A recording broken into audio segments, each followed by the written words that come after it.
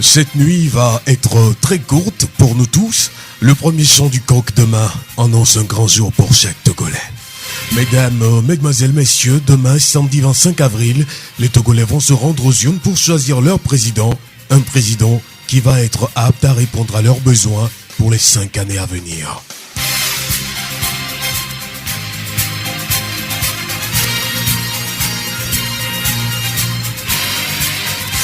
Radio Horizon à Thiviers sur 101.1. Chaque 5 ans, les Togolais choisissent leur président. Demain, 25 avril 2015, ils vont encore se soumettre à cet exercice quinquennal. Cette élection présidentielle 2015, tous les Togolais le souhaitent dans la paix. Mais comment comprennent-ils le vote? Nous les écoutons. Le vote, c'est accomplir ses devoirs citoyens. Si tu es là, tu dis tu aimes ton pays et que tu n'accomplis pas tes devoirs citoyens, c'est comme si de nager dans le désert. Et il y a certains qui ne savent pas voter. D'autres ne veulent pas voter. Le vote, c'est un devoir civique que tout citoyen doit accomplir. En le faisant, on est en train de choisir le type de politique ou bien de stratégie de développement qui peut amener le pays à l'émergence. Les citoyens togolais sont-ils prêts à accomplir ce devoir civique? Comment comptent-ils se prendre pour éviter les bulletins nuls? Moi, je me prépare en conséquence. J'irai voter en suivant les instructions telles que prévues par le code électoral. Donc, arrivé, il faut suivre l'ordre et les instructions qui ont été établies. Il faut suivre ça du début jusqu'à la fin. Et je crois que moi, je suis prêt pour aller voter demain. J'ai un candidat de mon choix est arrivé, je rentre, je vote mon candidat et je ressors. Je suis prête pour aller voter demain, en toute sincérité, dans le calme. Pour éviter les bulletins nuls, il suffit de suivre les instructions données par la CENI et je pense que tout ira bien. Je suis fin prêt pour le vote. Je suis toujours serein. J'ai déjà prêté ma carte. J'ai fait déjà mon choix. Demain, j'irai voter en toute sincérité. Celui qui a déjà choisi un candidat pas voter un bulletin nul, c'est celui qui est indécis qui peut voter un bulletin nul. Moi, j'ai déjà fait mon choix, j'ai mon candidat, donc il n'y a pas de bulletin nul à mon niveau. Je suis calme, je suis prête pour aller voter demain. Il n'y a aucun problème. Pour éviter les bulletins nuls, il suffit de suivre les instructions de la CENI. Et surtout qu'on connaît déjà notre candidat, je crois que ce sera bien pour éviter les bulletins nuls.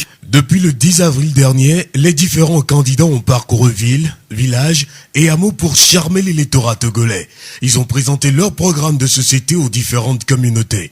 Cette campagne électorale pour la présidentielle a pris fin hier jeudi 23 avril 2015 à minuit. Les heures sont comptées depuis ce vendredi 24 avril. Comme tous les acteurs, chaque parti politique est prêt pour samedi. Écoutons le représentant d'un parti politique. Nous sommes à la phase fatidique, c'est-à-dire le scrutin de demain qui s'annonce très crucial. Nous sommes mobilisés, la campagne s'est bien passée. Nous mobilisons pour le scrutin de demain et espérons que ceci se passe dans le calme, la tranquillité. Après leur formation il y a quelques jours, les membres des bureaux de vote ont été déployés aujourd'hui vendredi 24 avril avec le matériel électoral. Avec toutes ces dispositions prises, le président de la commission électorale locale indépendante rassure du bon déroulement de l'élection présidentielle demain samedi 25 avril. Monsieur Baïtin Yobé.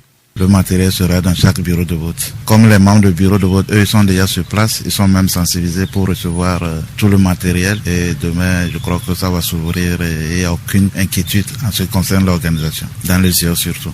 Pour une élection apaisée, l'électeur doit tenir de bonne conduite.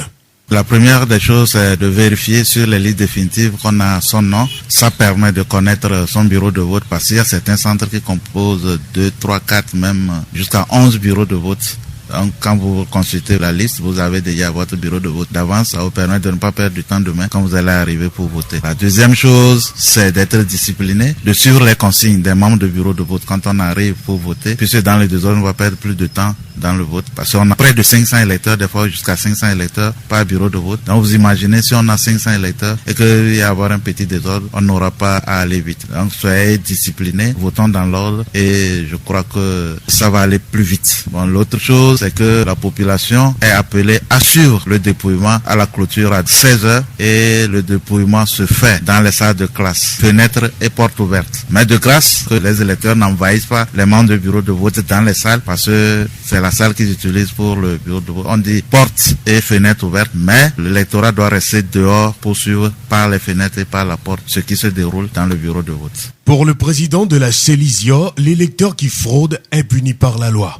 Quand vous tentez la fraude, vous êtes tout de suite arrêté. Non seulement vous perdez une voix pour votre candidat, mais vous-même, vous risquez de perdre votre liberté pour un certain temps. Donc la fraude consiste à tenter de voter plusieurs fois. La fraude consiste à tenter d'introduire plusieurs bulletins dans l'urne. La fraude consiste à chercher à voter alors qu'on n'est pas inscrit sur la liste électorale. Donc il y a un certain nombre de choses qu'il faut éviter. Quand vous avez votre carte d'électeur, votre bureau de vote est indiqué, sauf ceux qui votent par dérogation. C'est des gens qui sont en mission dans le cadre des élections et vous devez voter dans ce bureau de vote et vous n'avez le droit de voter qu'une seule fois, sauf si vous avez un mandat et chaque électeur ne doit être détenteur que d'un seul mandat. Ça veut dire que si vous avez un mandat, vous pouvez voter pour vous-même et pour le mandat, ça fait 2 votes. À part ça, si vous tentez de prendre 2 bulletins dans les bureaux de vote, vous aurez des ennuis pour rien. Il ne faut pas tenter. Les dispositions sont prises pour éviter tout cela. Le dernier mot, c'est qu'on aille dans la paix. Évitons la provocation. Chacun va dans le bureau de vote avec une certaine sensibilité. Mais si vous votez, vous sortez, personne ne connaît votre sensibilité. Si vous voulez rester pour suivre le déroulement du vote, vous restez pour suivre ça dans la tranquillité. Nous remercions M. Baïtan Yobé, président de la commission électorale locale indépendante du ZIO, pour ces informations. Les femmes, leaders artisanes de paix du ZIO, font aussi la promotion de la paix en cette période électorale. Elles ont accompagné le processus en sensibilisant les populations sur la paix et la non-violence. Madame Adedje Doglan-Masson, présidente du réseau Femmes Leaders Togo, artisane pour la paix. Nous avons débuté les travaux premièrement pour la restitution de ce qu'on nous a appris aux chefs traditionnels. Après, on a fait ça à un groupe folklorique à Ntifafa et nous avons fait 3 émissions à la télévision sur ce qu'on a appris. Là-bas, on a parlé de conflits, les sources de conflits et aussi nous avons parlé de l'alerte précoce. Quand le problème naît, comment nous devons, dans un bref délai, sauter sur le problème pour pouvoir le régler à temps, pour que ça ne dégénère pas. Personnellement, dans mon quartier, j'ai aussi sensibilisé le quartier. On leur a parlé des comportements à adopter avant, au moment de l'élection même et après la proclamation des résultats. Si tous les acteurs respectent le code électoral, le vote va se dérouler dans le calme. Madame Adedje. Je suis optimiste. Le parti au pouvoir prône la paix. Les 4 autres candidats aussi prônent la paix. Ce que nous avons vu, si effectivement cela est ancré dans la population et que chacun doit marcher sur la loi, nous pouvons avoir une élection apaisée et surtout si les vrais résultats sont proclamés. Si les vrais résultats ne sont pas proclamés, il y aura de réclamations et c'est là où naît la violence. Cette année, toutes les parties prenantes ont mis les moyens pour une élection présidentielle apaisée et réussie.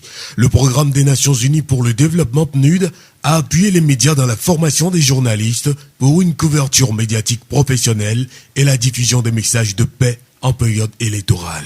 La haute autorité de l'audiovisuel et de la communication HAC, l'Observatoire togolais des médias OTM, le Conseil national des patrons de presse CONAP, le patronat de la presse togolaise PPT et l'Union des radios et télévisions libres du Togo URATEL participent activement à l'apaisement du climat électoral. Modeste Messavoussou Akwe, président de l'URATEL. Il s'agit d'apporter vraiment les réalités en termes de texte aux populations. C'est vrai, les leaders politiques, ils ne vont parler que d'eux-mêmes et de ce qu'ils veulent, alors qu'il y a des règles en toutes choses. C'est pour cela que nous avons choisi d'éminentes personnes qui, avec l'appui des journalistes, ont pu décortiquer les textes pour bien expliquer le pourquoi il faut avoir des élections d'abord et comment il faut aller à ces élections. Et à la fin, pourquoi il faut avoir des élections apaisées. Il n'y a pas de violence parce que l'élection, c'est dans la vie de tout un pays et ça doit se passer sans problème. Le Haut Commissariat des Nations Unies aux droits de l'homme au Togo a mis à disposition des populations des lignes vertes pour dénoncer tout cas de violation des droits de l'homme en cette période électorale. Il s'agit du 8000 40 40 pour les téléphones fixes ou les 80 203 pour les cellulaires ou les 2020 pour les messages ou SMS. La force de sécurité élection présidentielle FOSEP est également sur le terrain pour assurer la sécurité du processus électoral et maintenir l'ordre public avant, pendant et après les opérations de vote. Pour sa part, la Croix-Rouge togolaise s'est préparée pour accompagner le processus. Monsieur Nomagno Komi, président de la Croix-Rouge région maritime. La Croix-Rouge est prête afin d'accompagner l'élection présidentielle, que ce soit au niveau de Lomé, au niveau des chefs-lieux de région ou encore des chefs-lieux de préfecture. La Croix-Rouge a pris des dispositions et elle a mis en place des structures qui peuvent servir à gérer cette période délicate de notre histoire. Il y a une grande structure qui va superviser toutes les opérations à travers le pays que nous appelons la Commission technique nationale, elle qui suit de près tout ce qui se passe dans tout le pays. Sous cette commission technique nationale, à la chef-lieu de région, et commission technique régionale, que ce soit à Tchévié, à Tapamé, à Sokori, à Kara ou encore à Daban, nous avons des commissions techniques régionales. Et sous ces commissions techniques régionales, dans les préfectures, nous avons des commissions techniques préfectorales. C'est en quelque sorte des structures qui sont appelées à suivre de près tout ce qui se passe dans nos bureaux de vote et dans les préfectures. Élection présidentielle 2015 au Togo. 4 candidats de l'opposition affrontent Faure Gnassingbé, président sortant. Les populations attendent beaucoup du candidat qui va être élu au soir du 25 avril, notamment l'emploi aux jeunes, les solutions aux problèmes de la vie chère et aux revendications des fonctionnaires. Nous voulons que le Togo change. Nous voulons un développement social pour notre pays. Par exemple, en vue de le Togo d'aujourd'hui, ça ne change pas. Les jeunes Togolais souffrent beaucoup. Ils ne trouvent pas d'emploi. Ils sont toujours dans le chômage. Ils souffrent beaucoup. Donc, nous voulons que cette élection présidentielle apporte un changement. Surtout pour le côté du travail. Il faudrait que les jeunes Togolais trouvent à faire quelque chose pour que le chômage diminue. C'est qu'il soit d'abord un homme de paix, un rassembleur qui rassemble tous les partis politiques et surtout faire tout pour que les jeunes aient du travail. Quand il y a la misère dans un pays, il n'y a pas de joie. Le processus électoral interpelle toutes les confessions religieuses. Dans les églises, mosquées et couvents, des séances de prière et de sensibilisation sont organisées pour une élection présidentielle apaisée. Révérend Père Melchizedek Koumazan, vicaire à l'église catholique Saint-Jean apôtre de Tchévié.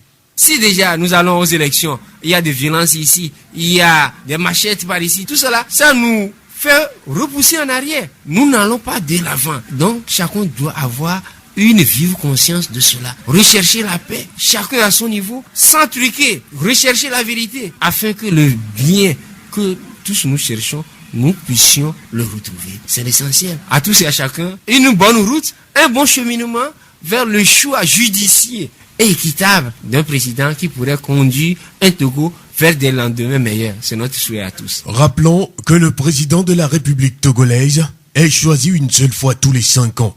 C'est une période très sensible qui demande l'implication de tous. À qui vont revenir les clés de la Marina pour 5 ans entre Faure et Sozimna Gnassingbé du parti UNIR, Commandé Gatama du NET, Tchabouré Gogué de Hadi, Mohamed Tchassona Traoré du MCD et Jean-Pierre Fabre de CRAP 2015. La vérité des urnes va nous situer ce samedi 25 avril 2015 soir.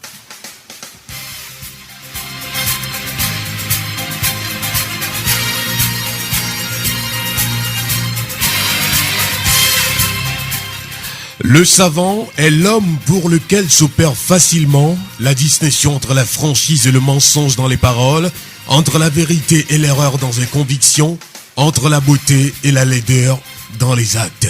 Lettre au français Abdelkader. Fin de cette édition spéciale élection présidentielle 2015. Merci de l'avoir suivi. Présentation Victor Togbe. Réalisation Gaëtan Mouzou. Allons tous voter demain. Togolais, bâtissons la cité.